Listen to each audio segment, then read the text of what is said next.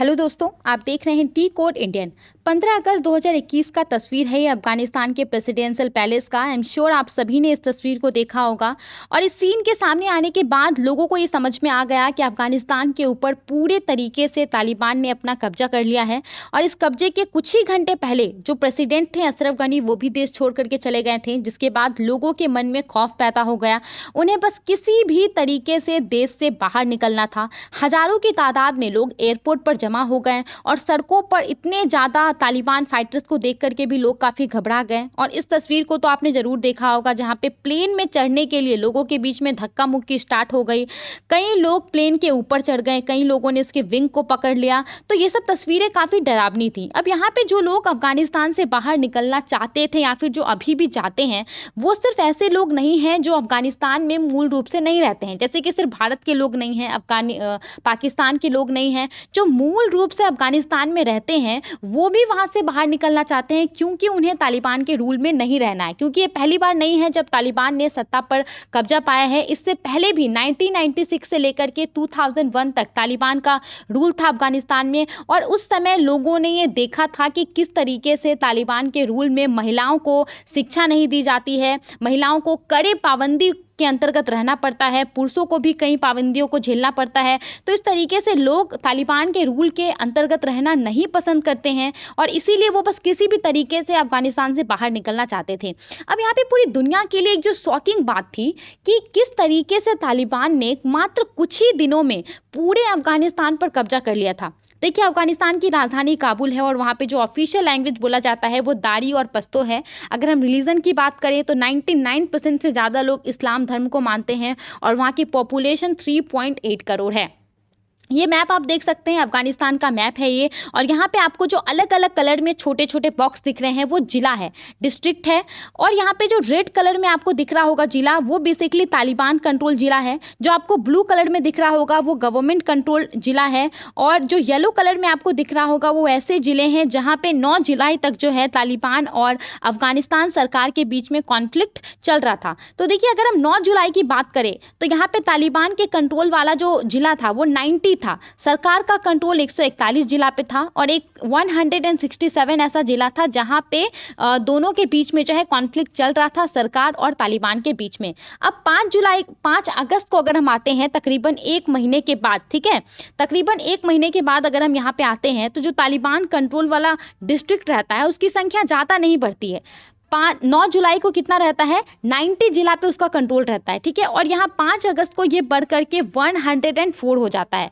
उसके बाद यहाँ पे सरकार का जो कंट्रोल रहता है वो थोड़ा सा घट जाता है, 141 डिस्ट्रिक्ट से घट करके 131 हो जाता है। अब देखिए, विदिन 10 डेज 5 अगस्त से लेकर के 16 अगस्त के बीच में जो है किस तरीके से तालिबान ने जितने भी ज़िले हैं, ऑलमोस्ट 391 ज़िले पे तालिबान का कब्जा हो जाता है। सिर्फ 7 ऐसे डिस्ट्रिक्ट बचे हुए रहते हैं जिसपे कि दोनों के बीच में अफगानिस्तान सरकार और जो तालिबान रहते हैं उनके बीच में कॉन्फ्लिक्ट चल रहा होता है। अब कहा जाता है कि बहुत सारी तो ज़िलों में जो अफगानिस्तान सरकार के सोल्जर हैं वो पहले ही उनसे लड़ ही नहीं रहे थे, वो पहले ही अपने हाथ खड़े कर दे रहे थे, ठीक है। और इस तरीके से इतनी जल्दी जो है तालिबान के द्वारा जो है पूरे डिस्ट्रिक्ट को अपने कब्जे में कर लिया गया। तो आज की इस वीडियो में आइए बात करते हैं कि आखिर तालिबान है कौन और किस तरीके से इसने अफगानिस्तान के अंतर्गत इतनी मजबूत पकड़ बनाई। तो देखिए, तालिबान और कुछ भी नहीं, एक इस्लामिक कट्टरपंथी आतंकवादी संगठन है।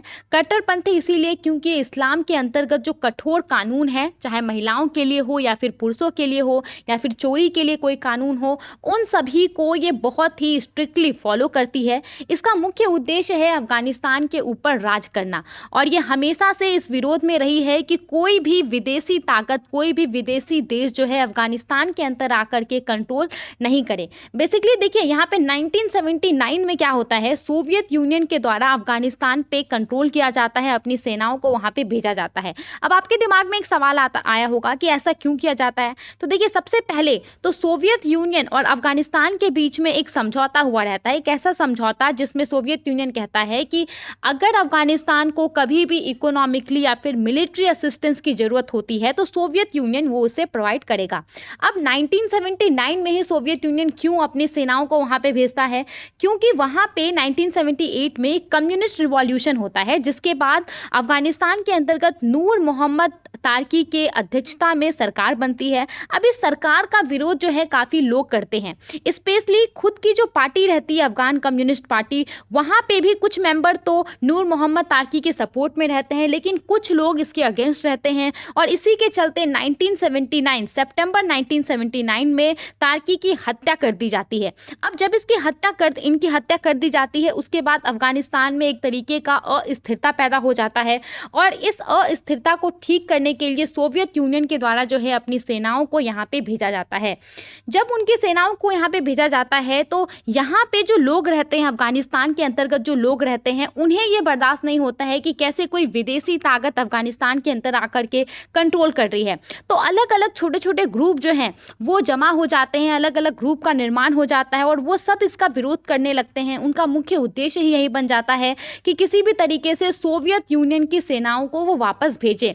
तकरीबन 10 साल के बाद इस्लामिक फाइटर मुजाहिदीन के द्वारा सोवियत यूनियन को हरा दिया जाता है, उनके सेनाओं को वापस भेज दिया जाता है। अब यहाँ पे मुजाहिदीन कौन था? बेसिकली देखिए, ये एक ऐसा ही ग्रुप था। अब यहाँ पे सवाल ये आता है कि सोवियत यूनियन को कैसे एक पर्टिकुलर अफगानिस्तान बेस्ड जो है मुजाहिदीन ग्रुप ने हरा दिया? तो ऐसा इसीलिए क्योंकि उस समय जो है सोवियत यूनियन और यूनाइटेड स्टेट ऑफ अमेरिका के बीच में कोल्ड वॉर चल रहा था और अमेरिका जो है किसी भी तरीके से देखना चाहती थी सोवियत यूनियन को हारना, वहां से वो भी उसे हराना चाहती थी, जिसके कारण अमेरिका ने मुजाहिदीन को सपोर्ट किया, चाहे वो मिलिट्री, चाहे वो इक्विपमेंट प्रोवाइड कराना हो, चाहे फाइनेंशियली सपोर्ट करना हो, और जिसके कारण मुजाहिदीन जो है वो स्ट्रांग होता गया और उसने सोवियत यूनियन को 1989 में हरा दिया। अब जब इसने सोवियत यूनियन को हरा दिया, उसके बाद अफगानिस्तान के अंदर एक सिविल वॉर स्टार्ट हो जाता है। लोग आपस में ही लड़ने लगते हैं कि किसे कंट्रोल मिलेगा। मुजाहिदीन के अंतर्गत ही जो है छोटे छोटे गुट बन जाते हैं जो ये एक दूसरे से लड़ने लगते हैं कि किसके हाथ में कंट्रोल जाएगा।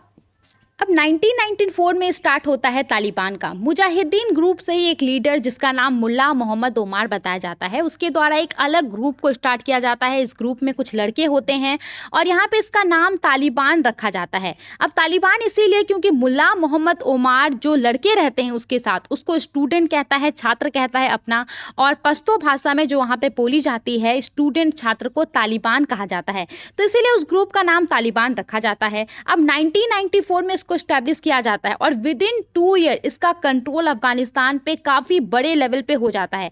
इसका एक रीजन ये भी रहता है कि वहाँ के जो लोग रहते हैं वो कहीं ना कहीं इसको सपोर्ट करने लगते हैं, क्योंकि तालिबान ये दावा करती है और ये बिगनिंग में वो काम भी करती है, जैसे कि क्राइम को खत्म करने का काम करती है, करप्शन को खत्म करने का काम करती है, सड़क का निर्माण करती है।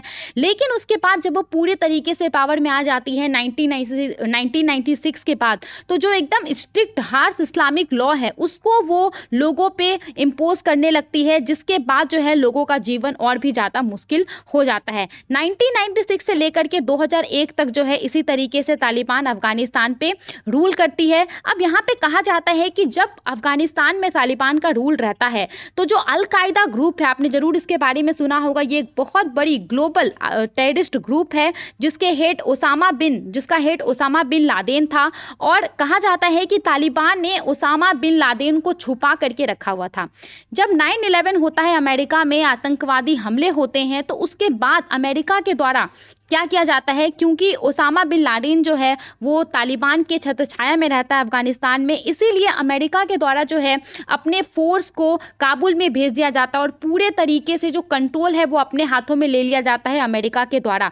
उसके बाद क्या होता है, तालिबान जो है धीरे धीरे करके जो शहरी इलाके रहते हैं उससे हटती जाती है और जो रूरल इलाके रहते हैं वहाँ पे वो शिफ्ट होती जाती है, और इस तरीके से तभी से ही जो 20 साल का जंग है तालिबान और अमेरिका का वो स्टार्ट हो जाता है। अब इस युद्ध को खत्म करने के लिए अमेरिका के द्वारा फरवरी 2020 में एक हिस्टोरिक डील किया जाता है तालिबान के साथ। यहाँ पे बेसिकली जब पूर्व राष्ट्रपति डोनाल्ड ट्रंप सत्ता में आते हैं तो वो वादा करते हैं कि जो भी अफगानिस्तान में अमेरिका के सैनिक हैं उनको वो वापस लाएंगे। तो उसी वादा को पूरा करते हुए फरवरी 2020 में एक डील होता है तालिबान और अमेरिका के बीच में। इस डील में अमेरिका ये कहता है कि 14 महीने के अंदर जो है वो जो भी उसके सैनिक है उसको वो धीरे धीरे करके बाहर निकालेगा। और यहाँ पे तालिबान ये कहता है कि वो किसी भी आतंकवादी संगठन को सपोर्ट नहीं करेगा, चाहे वो अलकायदा हो या फिर कुछ और हो। अब इसके बाद अमेरिका के द्वारा तो अपने सैनिकों को बाहर निकाला जाता है और तालिबान यहाँ पे और मजबूत होती जाती है, क्योंकि एक तरीके से जब तक अमेरिका के सैनिक वहाँ पे मौजूद थे उन्होंने तालिबान को जो है रोक करके रखा था। और जैसे जैसे यहाँ पे सैनिकों की संख्या घट रही है वैसे वैसे तालिबानियों के पास जो है और शक्ति आ रही है और इसी के वजह से उन्होंने इतने जल्दी पूरे अफगानिस्तान पे कब्जा कर लिया। आई होप आपको ये समझ आया होगा कि तालिबान कौन है और किस तरीके से इन्होंने इतना मजबूत अपना गढ़ बनाया अफगानिस्तान के अंतर्गत। आप इसके बारे में क्या सोचते हैं, हमें अपना ओपिनियन जरूर बताइए।